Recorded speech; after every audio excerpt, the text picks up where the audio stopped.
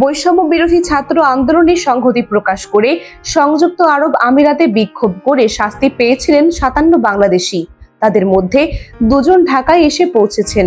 এ নিয়ে মোট 14 জন দেশে ফিরেছেন।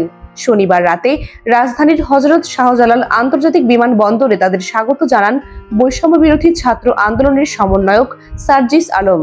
এ সময় তারা 2 সমন্বয়কের সঙ্গে কোলাকুলি করেন, তাদের কাছে কৃতজ্ঞতা প্রকাশ করেন। আগতরা হচ্ছেন সোহেল আহমেদ ও মোহাম্মদ জহিরুল ইসলাম নাহিদ। শনিবার রাতে এয়ার অ্যারাবিয়ার একটি ফ্লাইটে তারা শারজা থেকে ঢাকায় ফিরেছেন। শনিবার রাত পর্যন্ত আমিরাতে ক্ষমা পাওয়াদের মধ্যে মোট 14 জন দেশে ফিরেছেন। ঢাকায় 2 জন ছাড়াও চট্টগ্রাম পৌঁছেছেন 12 জন।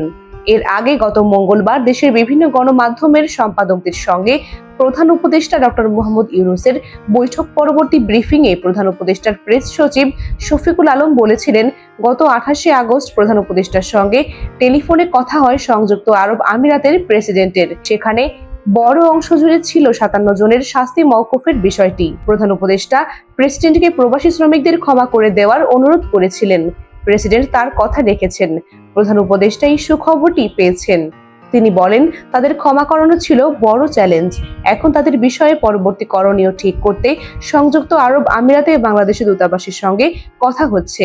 তারা জানিয়েছেন ওই দেশে সংশ্লিষ্ট দপ্তরের সঙ্গে যোগাযোগ রাখছেন।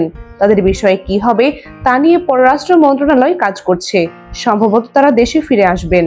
উল্লেখ্য, কোটা সংস্কার আন্দোলনের প্রতি সংহতি জানিয়ে সংযুক্ত আরব আমিরাতে বিক্ষোভ করায় 57 বাংলাদেশিকে বিভিন্ন মেয়াদে কারাদণ্ড দিয়েছিল দেশটির আদালত।